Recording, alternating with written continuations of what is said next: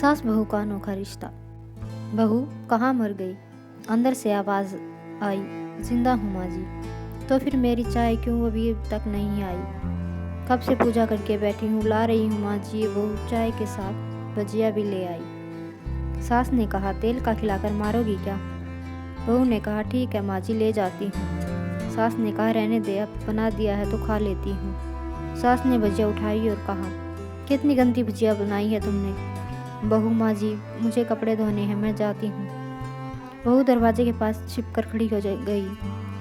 सास भुजिया पर टूट पड़ी और पूरी भुजिया खत्म कर दी। बहू मुस्कुराई और काम पर चलने लग गई। दोपहर के खाने का वक्त हुआ। सास ने फिर आवाज़ लगाई, कुछ खाने को मिलेगा? बहू ने आवाज़ नहीं दी। सास फिर चिल्लाई, भूखे मारोगी क्या? बहू आई, सामने खिचड़ी रख दी।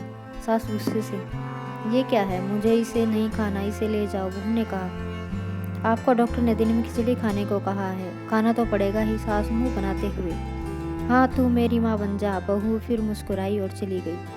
आज इनके घर पूजा थी।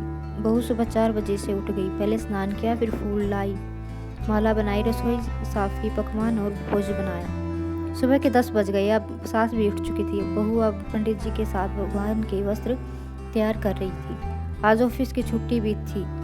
उनके पति भी घर पर थे। पूजा शुरू हुई। सास चिल्लाई, बहू ये नहीं वो नहीं। बहू दौड़ी दौड़ी आती और सब करती। अब दोपहर के 3 बज गए थे। आरती की तैयारी चल रही थी। पंडित जी ने सबको आरती के लिए बुलाया और सबके हाथों में थाली दी। जैसे ही बहू ने थाली पकड़ी, थाली हाथों से गिर पड़ी। शायद भोज बनाते हुए बहू के हाथों में तेल लग गया था, जिससे वो पोंछना भूल गई थी। सारे लोग तरह तरह की बातें करने लगे। कैसी बहू को कुछ नहीं आता, एक काम भी ठीक से नहीं कर सकती, न जाने कैसी बहू उठा लाए। एक आरती की थाली भी संभाल नहीं सकी। उसके पति भी गुस्सा हो गए, पर सास चुप रही, कुछ नहीं कहा, बस यही बोल के छोड़ दिया, सीख रही है, सब सीख जाएगी धीरे धीरे। अब सबको खाना परोसा जाने लगा। बहू दौड़ दौड़ के खाना देती, फिर पानी लाती। करीब 70-80 लोग हो गए थे। इधर 2 नौकर और बहू अकेली, फिर भी वहाँ सारा काम बहुत ही अच्छे से तरीके से करती। अब उसकी सास, बहू और कुछ आस पड़ोस के लोग खाने पर बैठे। बहू ने खाना परोसना शुरू किया। सबको खाना खाने दिया गया। जैसे ही पहलाने वाला सास ने खाया, तुमने नमक ठीक से नहीं डाला क्या? एक काम ठीक से नहीं करती, पता नहीं मेरे बाद कैसे ये घर संभालेगी। आस पड़ोस वालों को तो जानते ही हो ना, बस बहाना ढूंढते हैं नुक्स निकालने का। फिर वो सब शुरू हो गए, ऐसा खाना, ऐसी बहू, ये वगैरह वगैरह। दिन का खाना शुरू हो चुका था। अब बहू बर्तन साफ करके नौकरों के साथ लग गई। रात में जगराता का कार्यक्रम रखा गया था।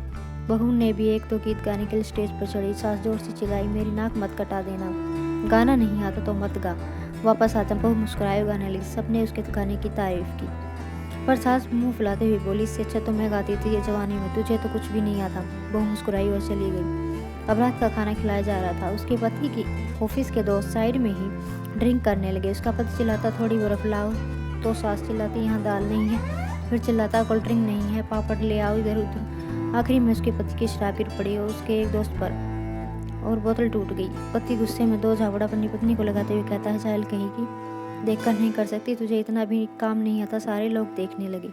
उसकी पत्नी रोते हुए कमरे की तरफ दौड़ी। फिर उसके दोस्तों ने कहा, क्या यार, पूरा मूड खराब कर दिया, यहाँ नहीं बुलाया होता, हम कहीं और पार्टी कर लेते। कैसी अनपढ़ गवार भी ला रखी तूने, उसे तो मेहमानों की इज्जत और काम करना तक नहीं आता, तुमने तो हमारी बेइज्जती कर दी। अब आस पड़ोस की औरतों को और बहाना मिल गया। वो कहने लगी, देखो क्या कर दिया तुम्हारी बहू ने, कोई काम की नहीं है। मैं तो कहती हूँ अपने बेटे की दूसरी शादी करा दो, छुटकारा पाओ इस गवार से। सास उठी और अपने बेटे के पास जाकर उसे थप्पड़ मारा और कहा, अरे नालायक, तुमने मेरी बहू को मारा, तेरी हिम्मत कैसे हुई, तेरी टांग तोड़ दूंगी। उसके बेटे के दोस्त कुछ कहने ही वाले थे कि माँ ने घुरते हुए कहा, चुप, बिल्कुल चुप, यहाँ दारू पीने आए हो जबकि पता है आज पूजा और तुम्हें पार्टी करनी है। कैसे संस्कार दिया तुम्हारे माता पिता ने, और किसने मेरी बहू को जायल बोला? जरा इधर आओ, चप्पल से मारूंगी अगर मेरी बहू को किसी ने शब्द भी कहा तो। अरे पापी, तूने उस लड़की को बस इसलिए मारा कि तेरी शराब टूट गई? पापी, वो बच्ची सुबह 4 बजे से उठी है, घर का सारा काम कर रही है, ना सुबह से नाश्ता किया, ना दिन का खाना खाया, फिर भी हंसते हुए, सबकी बातें सुनते हुए, ताने सुनते हुए घर के काम में लगी रही। तेरे यार दोस्तों को वो अच्छी नहीं लगी, जूते से मारूंगी तेरे दोस्तों को जो कभी उन्होंने ऐसा कहा। उसके यार दोस्त चुपके से खिसक लिए। अब सास बहू के कमरे में गई और बहू का हाथ पकड़कर बाहर लाई।